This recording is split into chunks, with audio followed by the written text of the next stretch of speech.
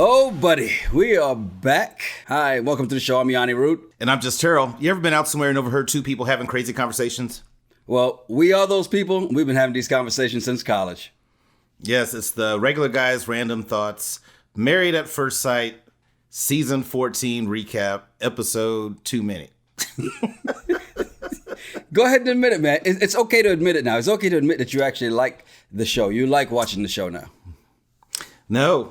No, and we'll talk about some things I don't like about this show. And these experts, I don't know where they get these people from, but whatever.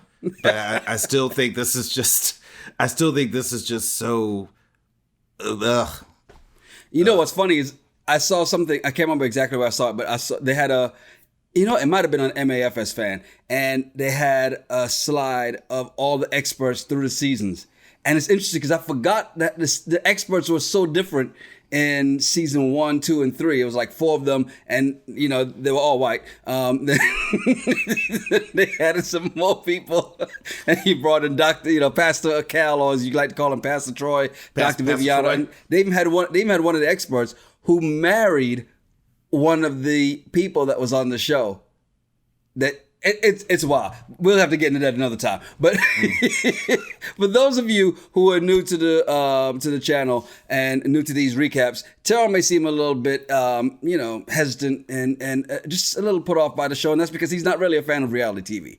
However, he somehow made this deal with the devil way back in the day that he wouldn't watch a reality TV show. What was it? The Bachelor. Until they had a black bachelor. Well, quarantine hit. You know what happened? ABC said, let's switch it up. And enter Matt James. So he was stuck watching that show. Me being the great friend I am, I watched it with him. Well, in return, him being the great friend that he is, and a man of his word, he decided to watch one of the shows that I like to watch, Married at First Sight. So he watched season 13, and then unprovoked, halfway through the season, he said, if Gil and Merla make it, we would do season 14. Well, you know how that turned out, because here we are, season 14, Boston. These deals with the devil, there could be something to this. I mean, I made another deal with the devil that if we were to get to 1,000 subscribers by the time we reach the reunion, I'll do another reality show. And so we're about 177 subscribers away from hitting 1,000. So something tells me I'm going to lose that deal with the devil too. Yeah. So in preparation for losing that deal with the devil, because it seems like when I make deals with the devil, hold on. It seems like when I make deals with the devil, they work. So my next deal, if we get to 1,000, my next deal with the devil will be if I meet the love of my life by the reunion. Why don't you just jump on the next show? Get us season 16. If I am no longer single, if I'm no longer single and I meet the love of my life by the reunion of season 14, I will definitely do season 16 and 17 of Married at First Sight. So this deal with the devil thing, I'm going to play it to my favor. Jump in the DMs, ladies, at Just Terrell. Oh man, it seems like the couple's interesting way this show kind of flowed. We're gonna save our wonderful couple that ended the show last week and started it off this week. We're gonna save them for last because I got some things to say about Mr. All I Want. But let's kick it off with Noi and Steve. So Noi and Steve, I still feel good about this couple. I think Noi realizes she has to work on her communication. Steve, I am still bothered by the job thing. And I totally get it. They have to be aligned on what that future looks like. And in his mind, when he was talking about, well, if I get a job, you realize all the cooking and cleaning I've been doing, like who's going to do that? And if I'm working, I'm like, that is the most stupidest logic I've ever heard in my life. I just find that just so freaking crazy that that's where he went with that conversation. But Noi is very valid in her feelings about the fact that Steve's not working. Is she though? I mean, yeah. I'm really asking the question of, has she even asked how much money he makes in his side jobs? Because he didn't say he doesn't work. He just doesn't have that 9 to 5. And as pointed out before, He makes a lot more money, or did, than in his position than she does currently in hers. It's just that she gets out of the house and she's in that mentality. And think about it, that mentality of, I got to get out of the house, got to get dressed, I got to go to somebody's office and work there, and then I've got to come back home. He doesn't have that. Doesn't mean that he doesn't have the money. Because like you said, has your life changed? Are you financially struggling now? Are you carrying me? No, you're not. So what are you worried about? They need to have the conversation about money. If they haven't had that conversation, how much money do you, not even just savings, how much is he bringing in? How much cash flow is there? That would, and it probably when he goes, well, yeah, just on the side I make 150, and she's like, well, shit, I make 70. Maybe I should shut the fuck up. All right. Granted, but keep in mind, they both want children. Steve wants 2. She wants 3. Mm-hmm. So she's working. He's doing side jobs. Now, if she gets pregnant, you got to think to yourself, what if she has an at-risk pregnancy where she can't work? And so she has to be on bed rest. What if they have a kid that has special needs? All these different things, there's a lot of what ifs. And so the benefit of 2 people bringing in incomes, set yourself up for the what if. Nobody said he's not bringing in incomes, though. No. I didn't say he's not bringing in income. Come on, Jasmina. He's not bringing in full-time income. He's bringing in side hustles, which is great. But if you're going to want to build a family of 2 kids, anything could happen with kids. You never know. What if the first time they have kids, they have quints? Like, you got to have a financial plan if your goal is to have children.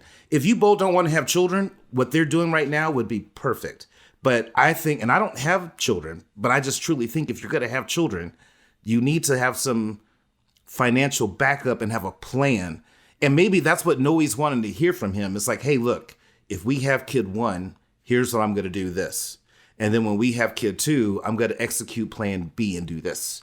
And then when we get to your kid 3, then I'm going to do this, right? I think she just needs to hear what the plan is. But let's be fair. If they have quints the first try, you use the perfect word execute, because 2 of those kids got to go.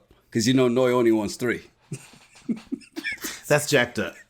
I'm just saying, she made it very clear it's got to be exactly 3. We talked about this before. And the other thing is, I think everybody needs to understand this. You are not a fan of the side hustle. So therefore, that's why you're having a problem with Steve here, because you don't like the side hustle. You want to be laser focused on the main job, and that's it.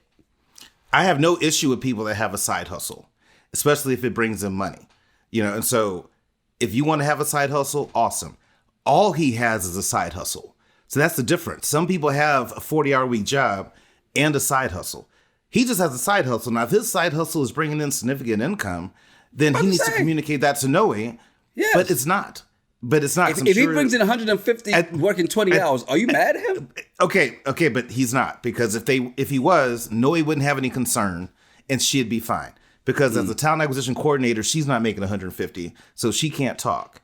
But his argument of, if I get a job, who's going to clean everything? Who's going to have all this food ready? What's going to happen with that? That is the most ridiculous thing I've ever heard. The maid.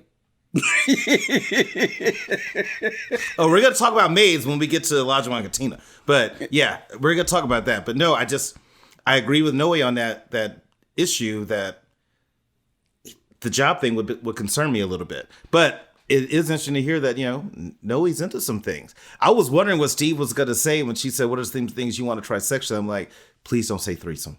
Please don't say I know. threesome. I was afraid he was going to say that. And then he was like, no, I just like to wash your funky ass with some soap and water. And that's I'm like, I want to clean you. No. I want to get you. He's almost like, what's his name from last season? I wanted to brush old girl's teeth. Yes. I'm just like, that's the most weirdest thing. Terryl, what's your fantasy? What do you want to do with me? I want to get you in the shower and I want to wash you.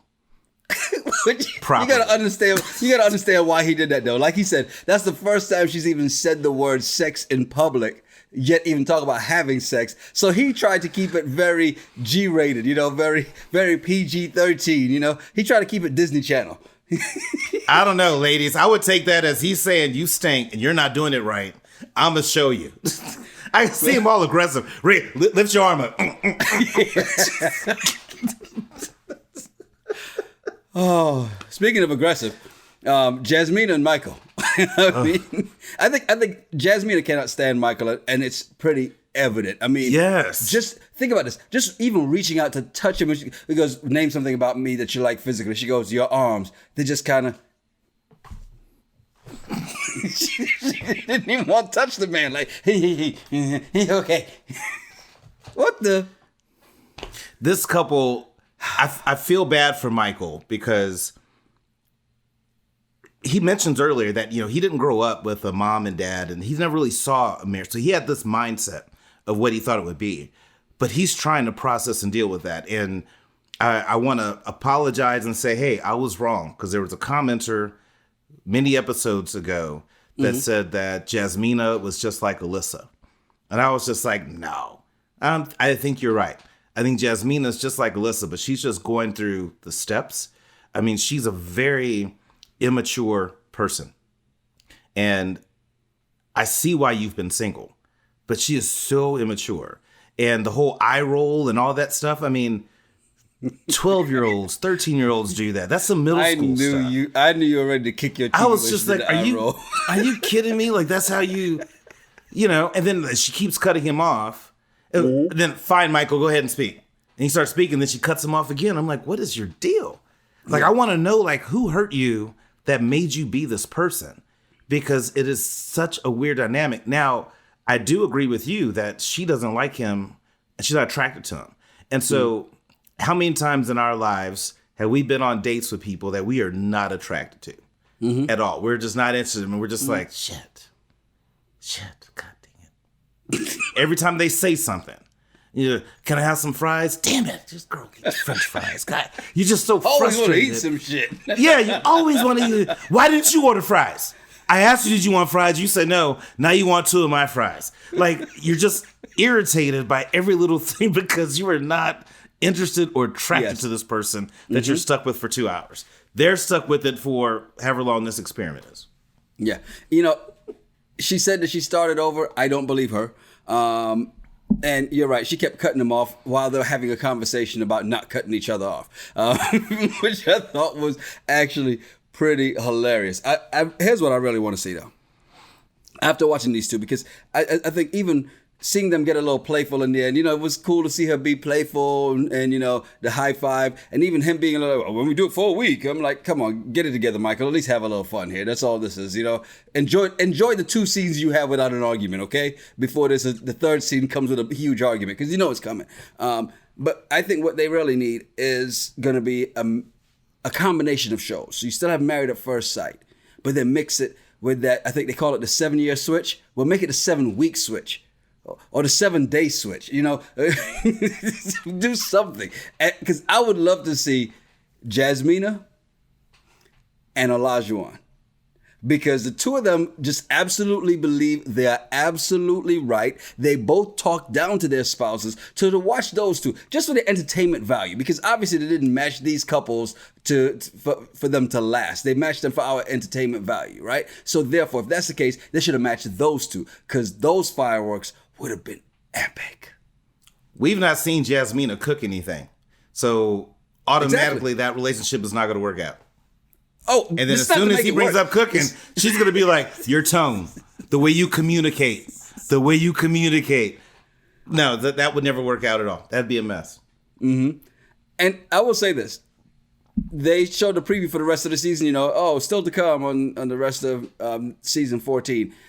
The preview shows that Michael and Jasmina don't make it. I don't think we need that to tell us, but it shows that they don't make it because they were nowhere close to even matching when they sat down. And couples at least try to match a little bit when they show up. They were wearing clashing colors, just like their entire relationship that we've seen so far. I don't see it getting any better. I think this is a done deal for them. And that little cute moment they had at the end of the episode, yeah, it was cute for the 2 seconds that it was. Here's what I thought was interesting, and this is something I think from a male perspective. When I talk to my guys, and I don't ask a lot about their relationships, but even when we do have those conversations, never once have I had a guy friend talk as bad about their spouse or partner as a Jasmina. When they were doing after they did the yoga, and just talking so bad about him, it's been this. I'm just like, who does that? It's you. and you're blaming him for all of these problems. And then the same night, you're laying in the bed laughing with him. Not the same night, the next night. Laying in bed laughing with him, talking about how I realized some of this stuff was not your fault. Some of it was me, where she took ownership. I said when they did the couples yoga, the tantric yoga. Mm-hmm. But you just told your girls how he's the problem. Mm-hmm. But you didn't own up to any of your shit. And that's just messy. And so I just don't I don't even like dudes who like complain about their girlfriend or whatever. Like, we don't need to be friends. I don't need to hear all that stuff. But women that do that to each other, guys hate that shit. Because you're putting his dirty laundry out there. And we're going to talk more about dirty laundry, but you're putting his dirty laundry out there. And I think that's a bad move. So Lindsey the Lohan and Mark the Shark. These two, we knew this was going to be a problem from the get-go. Then I had this weird thought that maybe they could make it. They're both crazy enough. She's too wild. He's this. And the wildness has kind of turned him off. She's definitely sexually frustrated and not afraid to let everybody know. But we knew that from the bowling alley. She let everybody know how much he makes, how much she's doing for him. And then now she's like, I got to get off on my own. But Mark, I'm sorry, you still get a little bit of blame. If you're not going to sleep with her and say you're not attracted to her, then don't sleep with her for 5 seconds. And be like, I got to go pee. Don't get the quickie? They can't do a nooner? Because they're having some troubles? She got absolutely nothing out of it. I'm surprised that she didn't even pull Jasmina. My vagina's not getting wet. Hey, it's like a game of spades. Sometimes you got to take an L so your partner can get some books. That's all you're going to pull the old college, well, it's a race. I won. Is that what you're doing? I'm just saying, when you have a partnership, sometimes you got to say, look, my hand is not as good, so I'm going to set my partner up so they can win. And they're going to get their books. And then we win as a couple. See, obviously, you don't play spades. But, oh, boy, here we go. He just learned spades last week. He's going to say, I don't know how to play spades. Please, we played spades in college. You can go to hell. Anyway, and you were my spades partner, and we had cheat codes. So don't even go there. Probably it's too late. They're not going to come back after us now. It's been too many years. So with Lindsey and Mark, my view on today is a couple things. Number one, Lindsey needs to keep her mouth shut. Yes. You know, it's one thing to like talk to her best friend, but you're on national TV talking about this man and, he, sex was real quick or whatever. It is such a negative thing to do that you don't do that. Like, even I've never had a guy friend tell me how horrible sex is with their wife or their girlfriend. Like, we don't talk about that. Like, that's the thing that guys do. When we really love and like somebody, we don't talk about that with that person. I don't share any intimate details with that person. When it's just like you're in your 20s, it was a crazy Friday night. Hey, guess what happened? It was wild. We did this. But when you come across somebody that you love, guys, we don't do that. And so to see her doing that, I think is negative. The other thing about them today on this episode is I don't think that's the first time she's had a ball gag in her mouth because she looked way too comfortable. Oh, yeah. She had the whole conversation. She was just like, oh, this is Tuesday. What are we doing? Oh. Well, Mark has his all on the outside. His all on the outside, whatever. She's just like, no, it's like Tuesday. Oh. She's like, come on, Mark, put it in your mouth. Yeah, but I love that Dr. Viv checked her to say, stop talking bad about this person. Yeah. But that's the thing. Like, when she gets upset, she's very rude and dismissive and minimizes Mark. Now, one thing I will say about that couple that she needs to do, you got to communicate better what being wooed means. Because to me, I agree with what she's saying. I think just because you're married, Mark should still put a little note in her purse that says, hey, babe, hope you have a good day at work today. I love you. Like, little things like that could be great. But he needs to understand what wooed means to her. Right. So to me, wooed would be, I'm going to cook you dinner. Hey, babe, don't worry about dinner. I got it. I'm making you dinner. I'm pouring you a glass of wine. It's in the refrigerator. Chilled. By the time you get home, it's going to be good. That's wooing. But that might not be the wooing that she wants. So she needs to be a little bit more specific. Facts. Communication. I mean, key in all relationships, right? And one thing we know Lindsey can't do is communicate properly. I mean, the minute things are not the way that she wants it, she just lashes out. And it's the automatic response. And that's why you're right. Viviana did a great job of saying, but don't be mean when you say it. You know, be respectful, which that's a word that's not in Lindsey's vocabulary. And she can't see that. And it's all about her way. That's it. And at the same time, Mark's got to grow up here. And, you know, and grow up here is not to fight her, but to just, it's either you're in or you're not, man. You can't half-ass this thing, right? This is what you signed up for. You came back to the show and they said, oh, you thought this shit was for play? All right. Yeah. We got a wild one for you. And they gave you Lindsey. Now you got to own up to it, right? And you thought it was going to be a fun ride. It was fun for the first night. Second night, you're like, and that's the problem. They just haven't been able to reconnect and rekindle it, and they haven't tried to rekindle it. That's the key thing. You've got to be able to. Because if you're having it like this now, imagine 5 years down the road. Just saying. That's a good point, because I keep forgetting that this is not his first rodeo. Mm-hmm. And so now I'm more disappointed in Mark because I'm like... He didn't get picked the last time. He was just there. Okay, got it. But still, I think he does need to grow up here and need to be able to communicate better with Lindsey and about what he likes and what he doesn't like. And I think Lindsey would respect him for it. Mm-hmm. I think her type of energy, if he was like, hey, look, XYZ, this is bullshit. I need you to get together. I think she'd be like, oh, all right then. Great conversation. But I think to the intimacy part, intimacy is important. Sex is important. And you can't turn that off and turn that on and turn that off to somebody whose love language is that physical need, physical connection. And Lindsey seems to need to have that. And so Mark's got some stuff to step up to. And anybody who's 0 to 100 real quick, you can't ask them to dial it back, which is, I get it. Lindsey's not one of those people who can dial it back. It's all or nothing. And she said that from the get-go. As you can see, when she's there to have fun, hey, let's get at it. She's going to shoot you in the face with the Nerf gun. Have some fun. But even then, he just seemed bothered by it. Like, he just seems annoyed by her. Like, he's just like, ugh. Because, and this is where it all went wrong. It happened on the plane, on the way to the honeymoon. That's where it all went wrong. As I told you it did. And you didn't want to believe me until you saw the rest of the tape. I got to see all the footage. Got to see all the footage. All right, Trump. Somebody who obviously needs to see some kind of footage, Katina and All I Want. I'm not even calling him Olajuwon anymore. He's just All I Want because he's a friggin' idiot, man. He's so self-absorbed. It is unbelievable. I can't believe how they started off this episode with him talking to her like she was his child. Like, what the hell is wrong with you, man? Oh, that dude has so many issues. I mean, he's watching the start of this episode and what he was saying in front of Dr. Viv. He's not even listening to Dr. Viv. His whole body language was just like, yeah, whatever. Oh, yeah.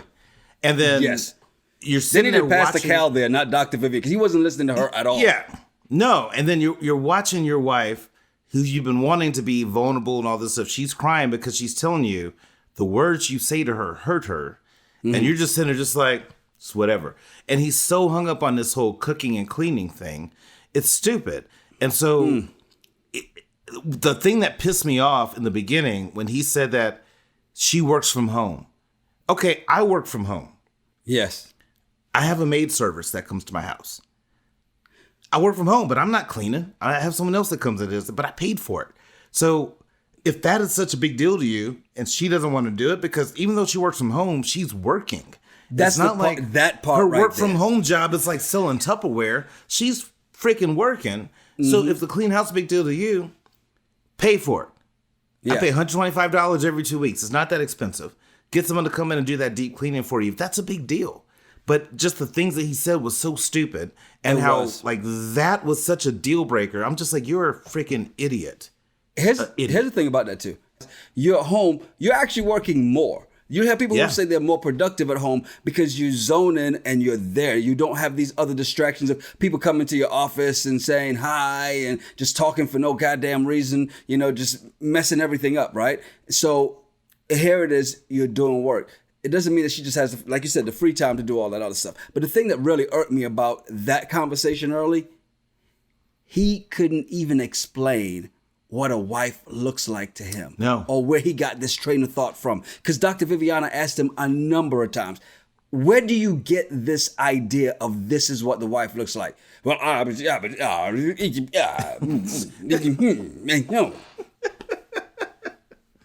Well, 100% right, because she was trying to understand, like, were you taught and raised this way? Because that would be valid if he was raised by a father that he respected that said, son, when you get married, this is what a wife is like. And you beat that into a kid's head. If that happened to him, I can understand. It doesn't make it right. He's still wrong. It doesn't make it right. But he has such a big issue. But then also, you got to pay attention to the narcissist mentality that he has. Yes. Because Katina, even after all that, she goes to this grocery store, buys all this stuff to set up a movie night.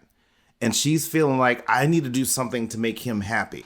You're going to make the point like, I'm about to make. Not realizing like he is dumb in his thought process.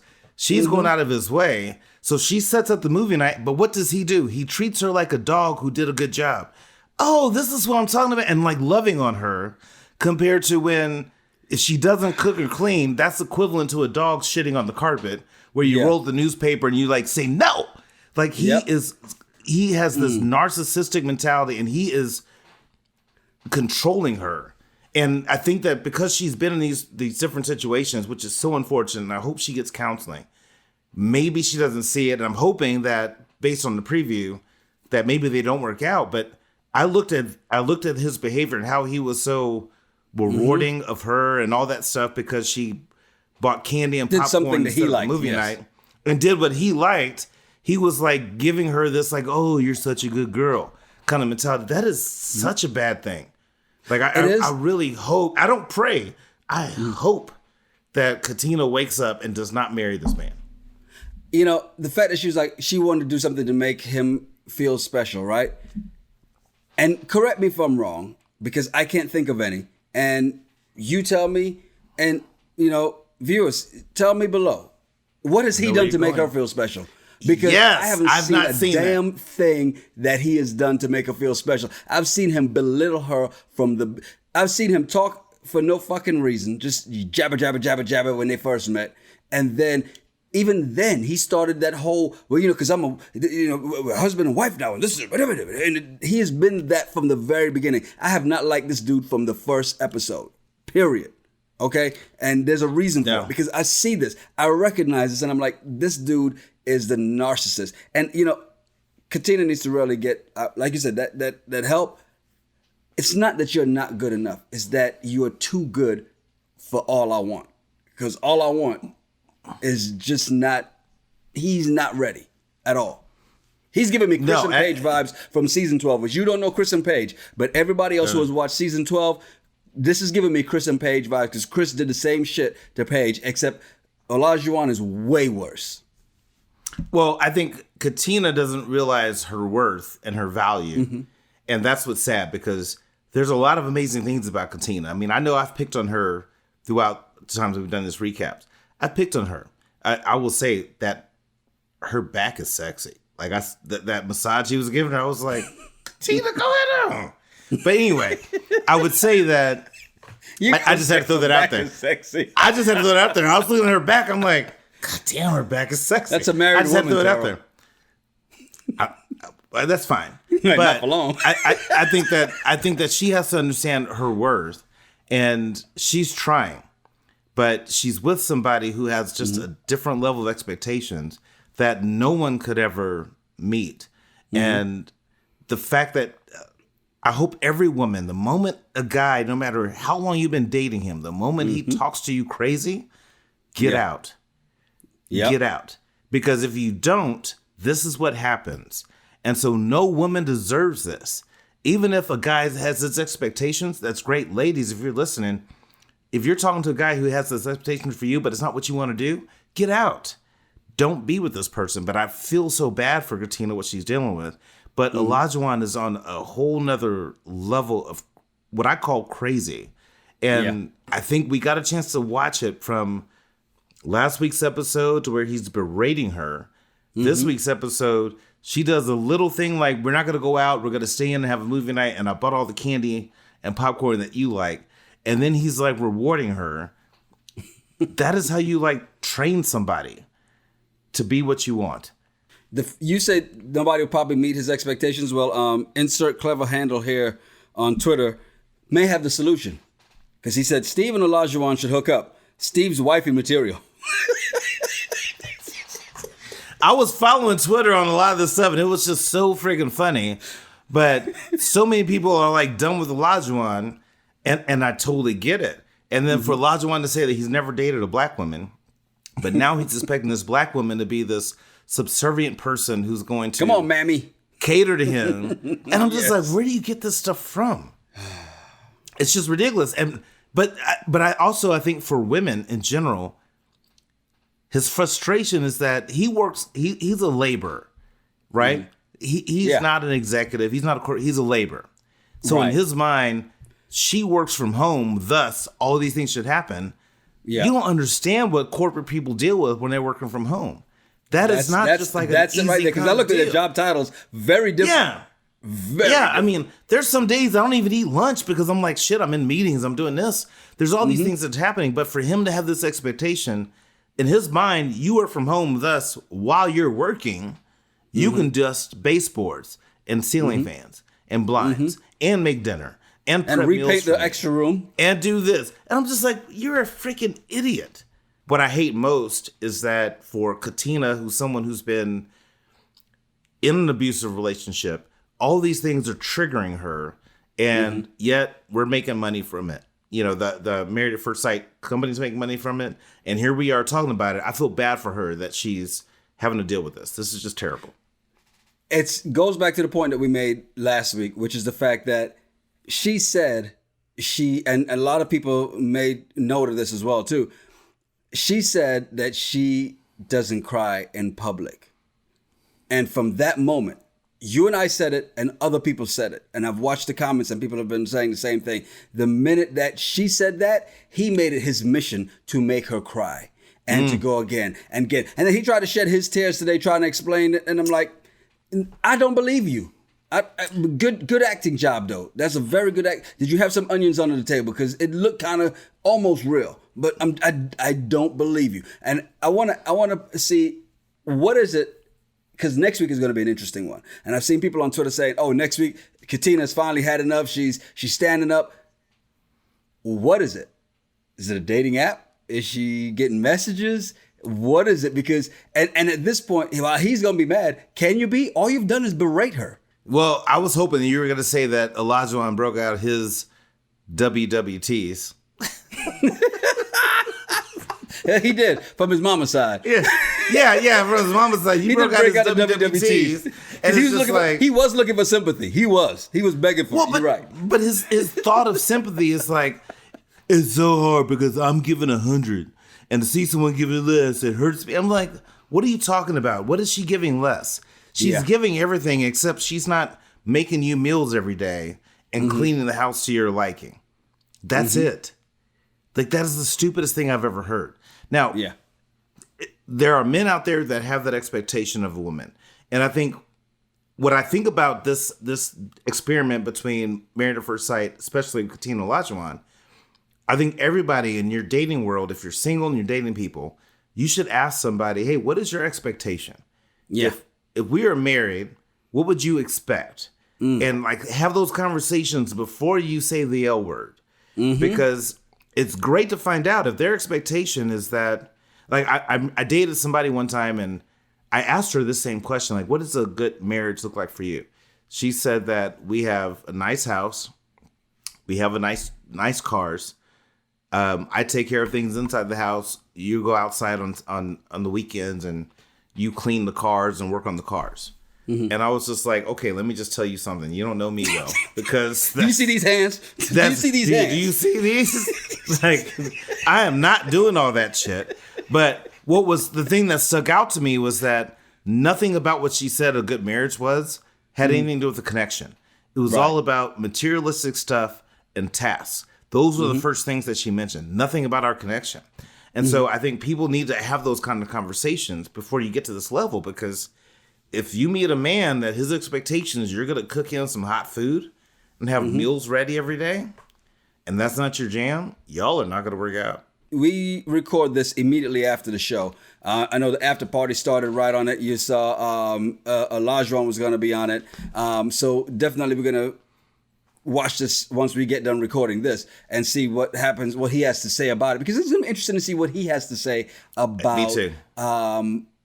The way he spoke to her. And I'll be honest, and if I'm wrong, I'm wrong. I still think he's going to look at it and go, well, I see nothing wrong with that. Exactly. Hopefully, Rudy's got to hold him to the, hold him accountable. Call her Rudy. I call her by her name. Keisha okay, Knight Pulliam. what has Keisha Knight Pulliam done outside of the Cosby Show and being Rudy? Jesus, here That's we go. memorable. Really? That's memorable. That's memorable. What has she done? I'll tell you off off camera.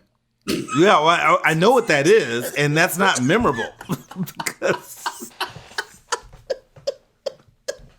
Oh shit! Look, don't forget to deal with the devil.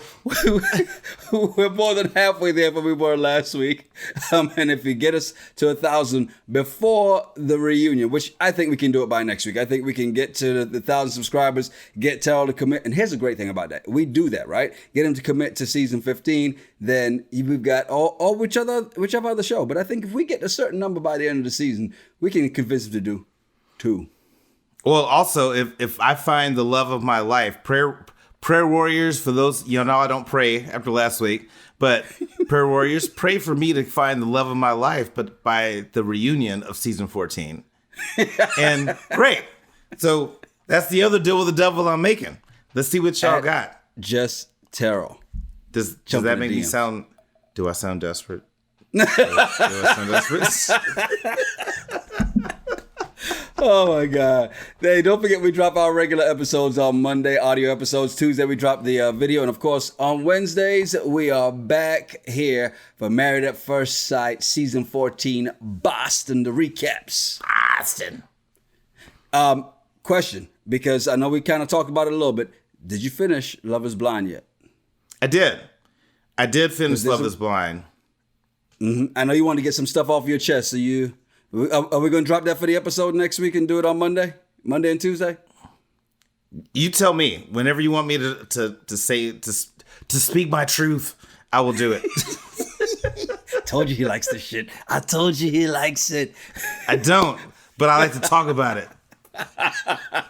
Well, make sure you check back, man. And also, make sure you follow us. I'm Yonni Rude. I'm Just Terryl. Make sure you follow us at Yonni Rude, at Just Terryl, and at RGRT Pod. Yes, send us some of your random thoughts or some of the bullshit that you find on the internet, and we'll talk about it on our regular show. And make sure you tell a friend to tell a friend to tell a friend. Subscribe. It's the Regular Guys Random Thoughts Podcast. Cheers.